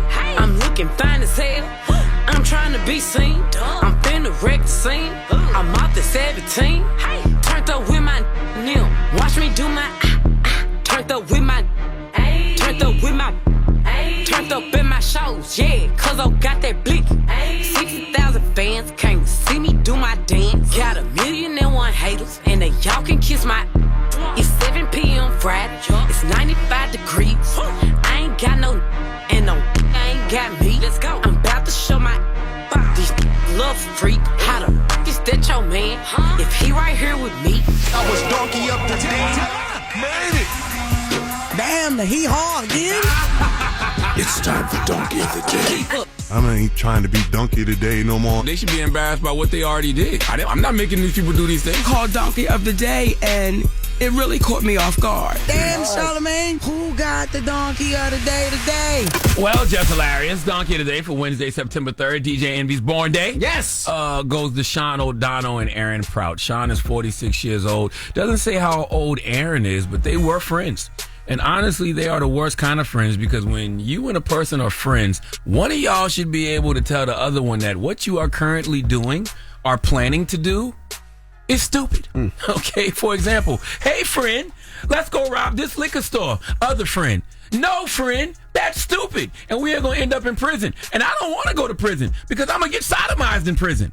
That is how friendship should be, okay? Especially when you are 46 years old. But Sean and Aaron didn't have that. No, there was no accountability partner in this friendship, not at all. In fact, Aaron is dead, ladies and gentlemen. Oh, boy. Oh, wow. Yeah, rest in peace to Aaron Prout. And Sean killed him. What do you mean, Uncle Charlotte? Aaron is dead and Sean killed him? Well, let's go to CBS News 19 for the report, please. This next story, hard to believe. A man is in custody tonight accused of shooting and killing his friend as both men took turns shooting at each other while wearing a Kevlar helmet. Sean O'Donnell was arrested today and charged with murder in the death of Aaron Prout. The shooting happening at O'Donnell's home in Spring on August 17th. The sheriff says the incident initially came in as a suicide call, but investigators say that story did not add up, which led to the murder charge. Now, the story also said they were both heavily intoxicated. I need to know what they were drinking so I don't ever even come close to it. Okay, I don't even want to be anywhere where they are serving what they was drinking. Okay, now, I know the helmet was Kevlar, but if you really wanted to test it, you didn't have to wear it. Okay, go get a mannequin head or just put it on a desk or something and shoot at it. Why would y'all be taking turns wearing the helmet and shooting at each other? I don't listen, man. We all gonna die one day. Okay, I pray I die at the ripe old age of 101 due to natural causes. That's what I wish upon myself. But I pray that I don't die dumb. Okay, some people just die dumb. What I call dying dumb is when you make a dumb choice that leads to your untimely death. Now, I have never been to Harris County, Texas, but it can't be boring enough for me and a friend to put on Kevlar helmets and shoot at each other. Okay, I grew up in Moncks Corner, South Carolina, a rural area. All right, dirt road. I grew up in the 1900s. Not much to do. 24-hour Walmart was Disney World to us. I remember when I got my first Nintendo. Okay, that came with Mario Brothers and Duck Hunt. This was like 85. I was like 7 or 8. Okay, that was something to do, but it was way more entertaining things to do outside. We used our imaginations. We ran through the woods all day, played basketball. There was a million things to do with our time, but not once did we say, let's put on Kevlar helmets and shoot at each other. By the way, I have no idea why I'm comparing my childhood to the decisions made by this 46-year-old grown-ass man. Okay? Why don't you have a family? Why don't you have kids? Why don't you have a job? You could have been at work. At 46 years old, there's so many things you could be doing, like cardio for your heart health. Okay, going to get a prostate exam, taking your statin for your cholesterol. In fact, I can make a case that if you can't find anything to do with your time other than getting drunk and putting a Kevlar helmet on and shooting at your friend at the big age of 46, then prison is probably the best option for you. Indentured servitude and trust and believe, no matter what age you are, if you don't know what to do with your life, this system got a prison cell for you. Please give Sean O'Donnell and Aaron Prout the sweet sounds of the Hamiltons. Oh, now you are the donkey of the day. You are the donkey of the day. Yee-haw. Somebody got to be the accountability partner in the friendship. Somebody got to say no.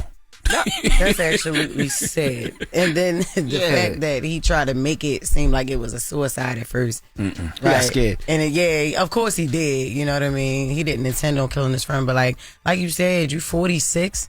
That's crazy. Playing these games. I mean, we've all done stupid-ish with our friends. Not that. But in your not 40s. at 46 and not using a gun that could kill us. Like, what? Not that. You know, so, damn, yo. Like, there was plenty of other things y'all could have done. I'd rather y'all have sex, to be honest with you. What? I'm just saying. See what I'm saying, yo? But I'm just saying, like, if you that bored, just have sex with each other if we're that bored. I would much rather that than put on the Kevlar helmet and bang, bang, shoot at each other. Take turns. Hey, man. Each other. I'm just saying, those are the two options. Play with guns. Let's play with each other. Yes. Gay. Like, yo, you don't just I don't resort to gay because but you're how do you bored. go there? But yeah, how do you go there? Yeah, so many other things. 2K just came out. 2K just came out. Yeah, right? Clearly, that wasn't exciting enough for them. 2K. By the way, this guy's 46. We ain't even talking about kids. I don't know how old Aaron was. You 46 years old, man. You remember the dumbest thing you did with your friend? Yo, no. I mean, steal. But that wasn't dumb. How many times did you steal? Because, a lot of these conversations, you'd be like, I stole. I was in survival mode. Sorry. So, yeah. But now I don't got to steal. But, yeah, that was the dumbest thing I ever did with my friends, steal. But the dumbest thing they ever got was caught. I didn't. But, yeah. What about you, Charlotte? I did so much stupid stuff with my friends. I don't know. Especially living down south. Yeah. A lot of stupid stuff. All right. You know what the phone lines to discuss? Sure. All right. I don't know which one I would narrow down. Well, let's a lot of stupid stuff. Dumbest things that we did with our friends. That's the worst thing you did with your friends. 800-585-1051. We ain't never put on no Kevlar helmets and shot at each other. That's dumb as hell. Obviously not. Yeah. Yeah, I did a lot of stupid stuff. A lot of stupid stuff. We'll discuss when we come back. 800-585-1051. What's the stupidest thing you did with your friend growing up? Let's discuss. It's the Breakfast Club. Good morning. The Breakfast Club. Steady calling my phone. It's topic time. Call 800-585-1051 to join into the discussion with the Breakfast Club. Morning, everybody. It's DJ NV, Jess Hilarious, Charlamagne the Guy. We are the Breakfast Club. Now, if you're just joining us, Charlamagne gave Donkey today to who, Charla? Donkey of the day went to a guy named Sean O'Donnell and Aaron Prout. Sean is 46 years old, and he killed Aaron, who was his friend, because they were taking turns wearing a Kevlar helmet and shooting at each other. So stupid. That's crazy. So we're asking 800-585-1051. What's the dumbest thing you did with your friends? What did you do? Yo, I'm still trying to think. Like, I remember I was in LA with Quay, blame it on Quay on Instagram, and my best friend Joey, and they played the Big Sean song Berserk, right? And I got out the car and I started twerking. Mind you, I was drunk. Got out the car and started twerking, and a bus almost hit me. There's video out there. You about to cry? No. You about to laugh? Yes. That's crazy. Why did it almost hit you? My life. You didn't die though. Why did it almost hit you? Like, what happened? Because, I got out there and I started twerking. I hopped out. The light was green. I started twerking. The bus was in the next lane. But the bus was like, the bus driver was looking at me like, oh my God, look at all that ass. And like swerved over by mistake. And like I was about to be like crushed in between our car and the bus. You would have died dumb. I'd have had to give you Donkey today. I would have had to give you Donkey today. That was bad. I would have been in mourning. I would have been in mourning. I'd have been grieving, but I would have had to give you Donkey today. I'm like, that was a dumb death. Yeah, that was crazy. That's crazy. But you would miss me though. Yes, I would. Right. I think the dumbest thing I did was, as a kid, we would ride bikes, and we had these ropes, and we'd have to go under the ropes. And they're supposed to drop the rope, so either you could jump over it or high so you can go under it. They didn't do that, so it ripped my corneas. So I was like, I had to wear these, I was blind for like 6 months. I had to wear these things over my eyes where I couldn't see for like 6 months. It's stupid as hell.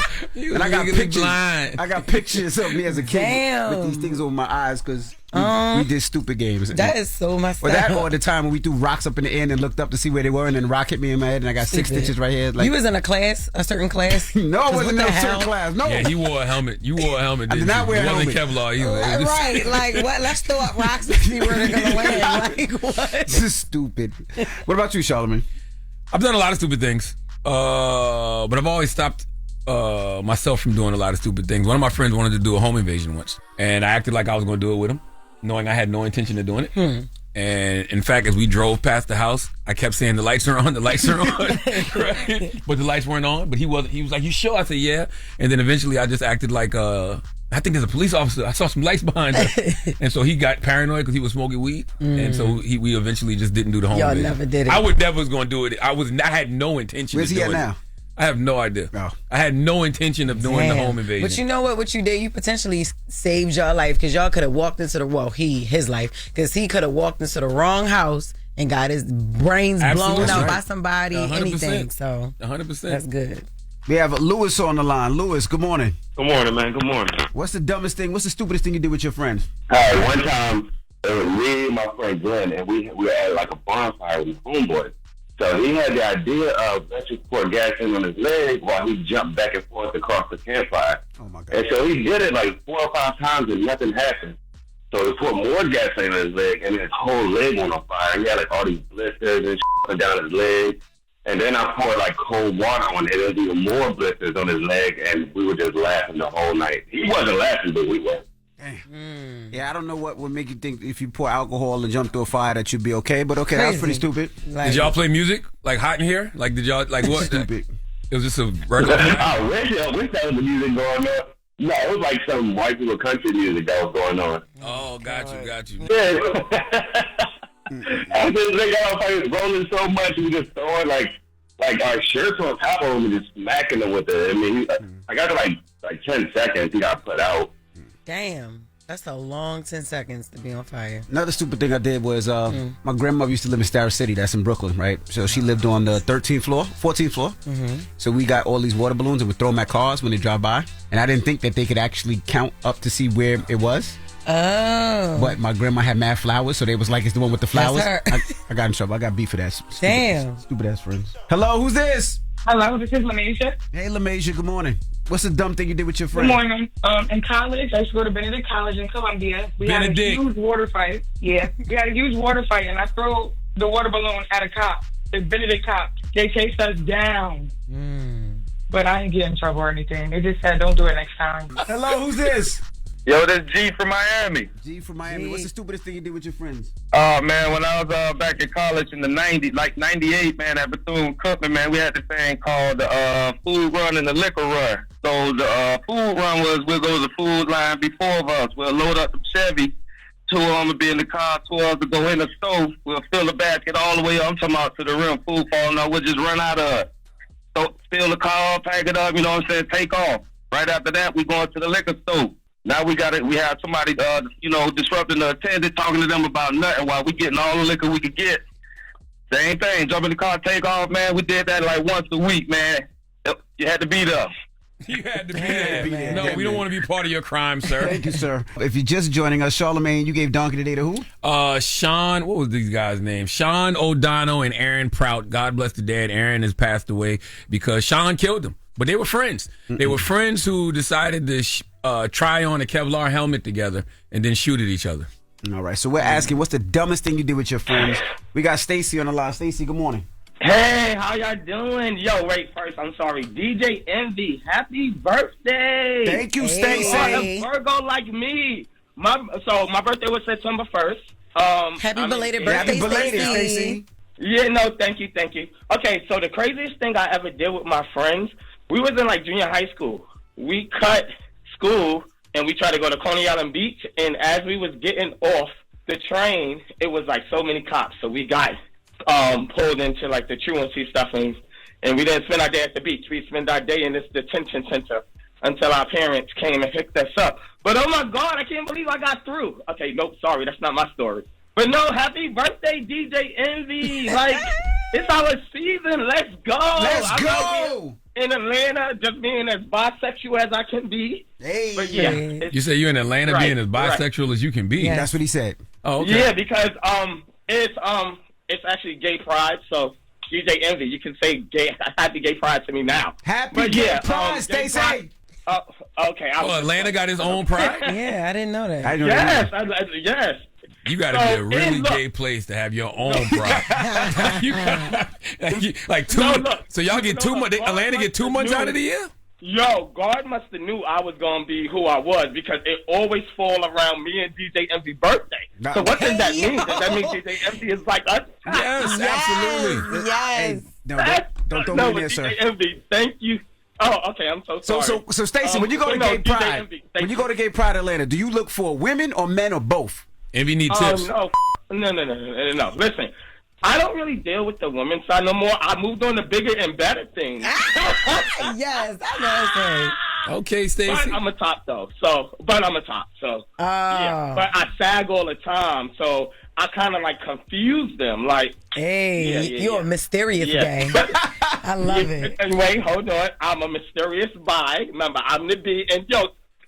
You're not mysterious if you're sagging. You letting everybody know exactly what time it is. And you're not bi if you don't really deal with us like that no more. You said you don't really deal with us like that no more. No. Once you've been in that, you can't just say you're gay. You understand? Like, so you're gonna be bi at heart forever, even if you never jump in another box. Yes, I'm gonna be bi at heart forever. Okay. I just told some pretty girl in Wendy she was cute. So I have to keep my bisexual status up. You understand? Yeah. Okay, and yo, wait, speaking of bi, when I came to see your show, Jess Hilarious, you got a fat, I was like, I told my sister, because my sister loves you. A fat what? I said, I did not even know Jess Hilarious ass was that fat.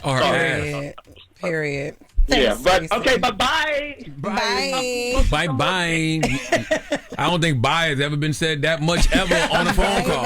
between bye-bye and I'm bye and I'm in Atlanta being bye and Envy is bye. Yes. Not bye. He said it's always around me and DJ Envy birthday. What's the you moral of the started story? this. You erupted that volcano because he wasn't even out. You right? Yes. Damn. I didn't erupt any volcano. Erupting that volcano is crazy. God damn. You erupted his volcano, Envy? Jesus Christ. What kind of science project was y'all doing? My God. Yes, a bioing. Oh, my God. What's the moral of the story, y'all? Biometrics. What? I don't even know what you were talking about. I forgot. Stupid things with your friends. Oh, yeah. Yeah. Stop doing it. That's pretty much. I try not to. There you go. Yeah, especially if it's illegal or it involves murder or hurting anybody, including yourself and your friend. No, it's cool to do fun things, but not like nothing too stupid. Okay. All right. Well, when we come back, we got the latest with Loren. It's The Breakfast Club. Good morning. The Breakfast Club.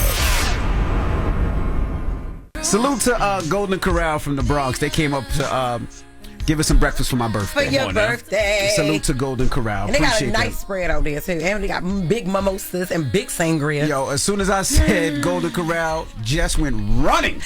I never seen Jess run that fast. Golden Corral slaps. I had no breakfast this morning. We ain't had nobody to go get us none. So I heard, I'm happy. and he was going, Dang. All right. Mimosas.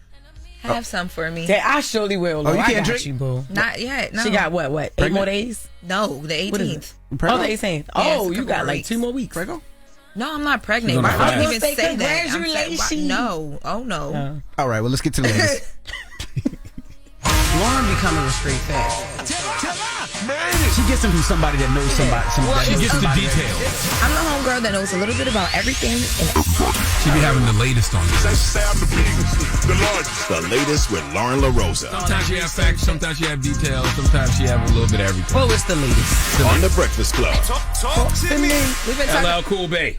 Hey, we've been talking all day today about people addressing things. Well, Dame Dash has finally broke his silence on the issues with his teeth and some other things. What's wrong with you?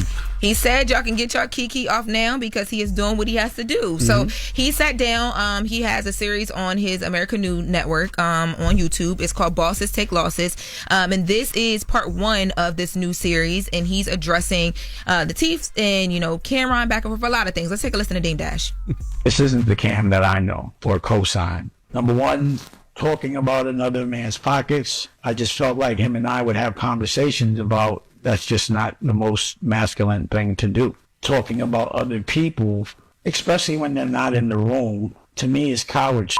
For me, if you have something to say to someone that you respect and that you don't go on a television show and speak on it. You give them the respect of calling them. And what I've noticed is when you do have people on your show, you're very nice to them. And I don't think it's a problem being nice, but I do think there's times that they should be challenged. Like, I would never think that the Cam I knew would use his platform to sit with his old ops and talk about his brothers.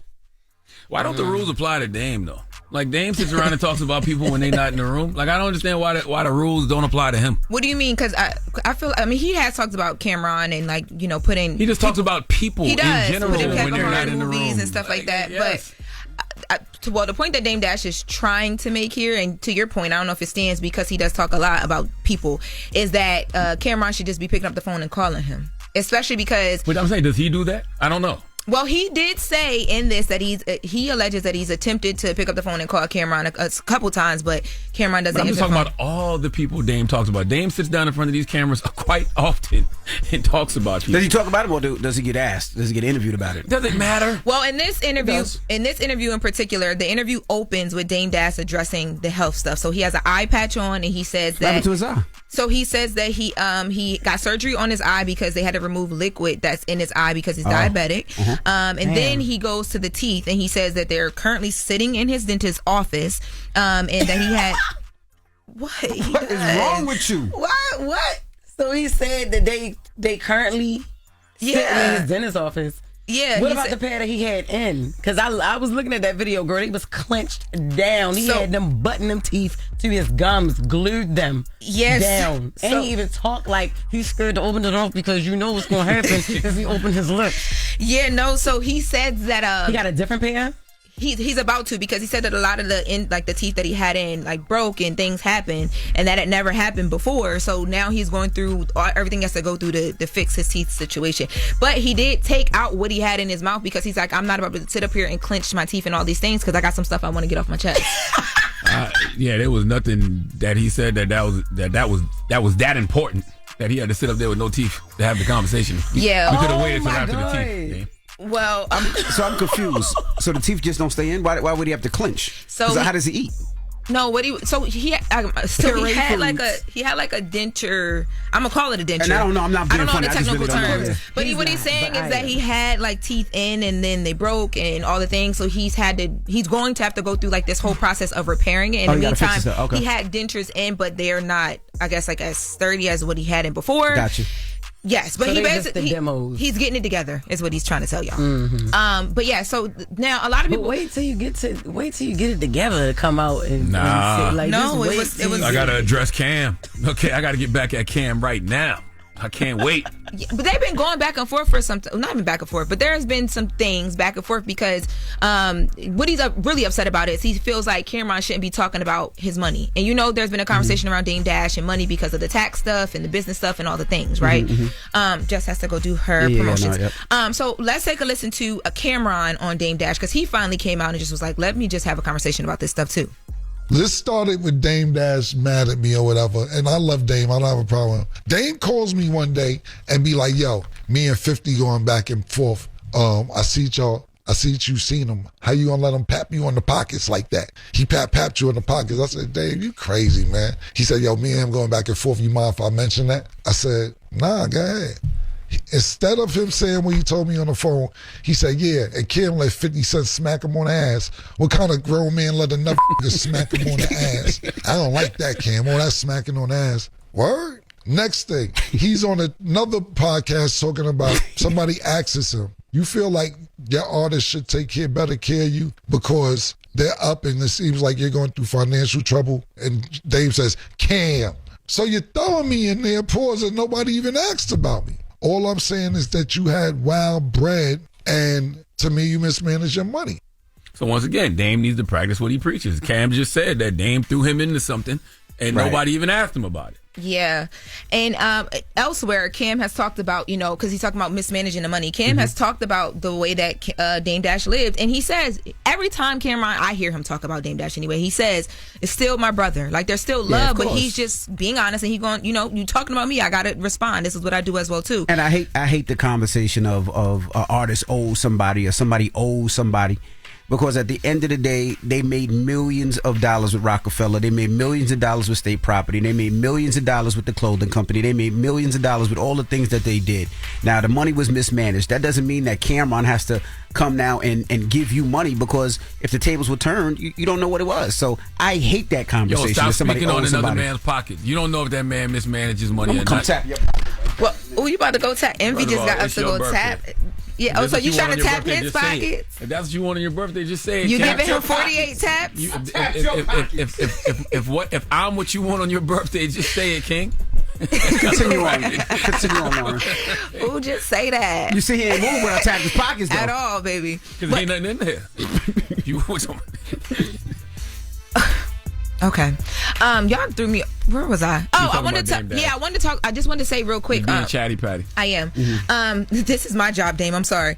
So Cameron was talking about, when he was talking about mismanaging money, he was talking about the lifestyle that Dame Dash used to live. He was talking about the private jets that he flew for like 5 years straight. He said Dame had a mansion in London. He said that there were, at one point in time, Dame had like these two places or apartments, condos, lofts, whatever, that he lived in Tribeca, right around the corner from each other, $20,000 a piece. Like, he was spending money like crazy. So now he's at a point where he's not able to do. It's not anybody's responsibility. Like, he says, I wish I could have lived like you too, but I'm here and I learned how to manage my money. Why you just ain't play him saying that? Because we didn't cut the clip. So here we are going through. And that was back from February. Yes. Wait, like who? Cameron. Oh, okay. Did Dame say anything else about Cam? Not in that one interview, no. Okay. I can't wait to see his new teeth. Me too. That's what's up, because he said they sitting on the desk just waiting to jump in his mouth. I don't know if they're sitting or he was about to go through the process, but they were in his dentist's office. Okay, I know that's right. Yes. All right. Salute to Dame and Cam. Well, that is the latest with Loren. Thank you, Loren. You're welcome. All right. When we come back, we got the People's Choice mix. And salute to OVO Eli. He got me a birthday gift, which is he got me a little toy Cybertruck. I love that, yo. Which I thought was pretty dope. Because you are obsessed with cars. That's you love cars. Yes. Yep, and I was the only child, so I used to be like, as a kid, like, just playing. He definitely wore a helmet, Jess. Yeah. Absolutely. I am convinced he wore a helmet. I'm 100% positive. So special sitting over there. Little red Riri. No, my goodness. The mix is up next, y'all. Morning, everybody. It's DJ NV, Jess Hilarious, Charlamagne the Guy. We are the Breakfast Club. Salute to all the Virgos again, and thank you so much for all the birthday love. Hey. I'm leaving here, and you know where I'm going, Jess? Where you going? You know where I'm going, Charlamagne? I'm going to give me a Powerball ticket. Oh, I know it's that's right. 1.3 billion just in case. Well, hopefully you hit on your birthday. I hope so, and if I do, I'm still coming to work. Of course, you better act like nothing changed. But there will be signs. So, and also salute to Donnell Rawlings for joining us this morning. Salute to Donnell Rawlings, man. He'll be at the Stress Factory in New Brunswick, New Jersey all weekend long. So go get your tickets. That's right. Donnell's funny. I can't stay there and act like Donnell He not really funny on is that funny, stage. especially on stage. He's definitely funny. He's a curmudgeon. But What he's is that? hilarious. What is that? What's that? A grumpy old man. A curmudgeon. Yeah, grumpy old man is a curmudgeon. Putting the Beelzebubs. And make sure you get your tickets, Baltimore. 410, your girl is coming home Friday, Saturday, and Sunday. This weekend, we got 5 shows, 2 on Friday, 2 on Saturday, and 1 on Sunday. No, I don't usually do shows on Sunday, but for the hometown, I will do that. JessHilariousOfficial.com. Get your tickets if you haven't yet. Me and Desi will be at the Baltimore Comedy Factory. Can't wait to see you, Baltimore. And I am black. Birthday to you. Happy birthday to you. Hey. Happy birthday to Envy. Hey. Happy birthday to you.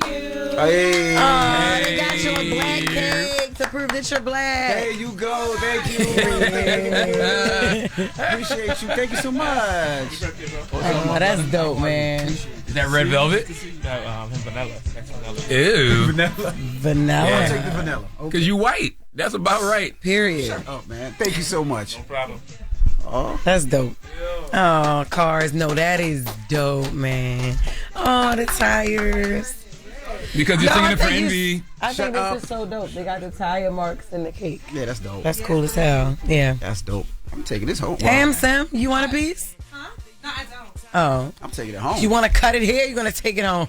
I'm taking that home. Time to get up out of here, Charlamagne. You got a positive note? I do. I want to tell people, first of all, though, man, make sure you join us at my 5th annual Mental Wealth Expo happening Saturday, October 11th from 11 a.m. to 4 p.m. It is a day of mental health education and healing. It is at the Joel and Diane Bloom Wellness and Event Center in Newark, New Jersey at the New Jersey Institute of Technology, okay? Saturday, October 11th from 11 a.m. to 4 p.m. It is a free event, so we'll see y'all then. And the positive note is simply this. Learning how to leave people alone and go on with your life is a needed skill. Master it for the sake of your own dignity and peace of mind. Have a great day. Breakfast Club, bitches! Y'all finished or y'all done?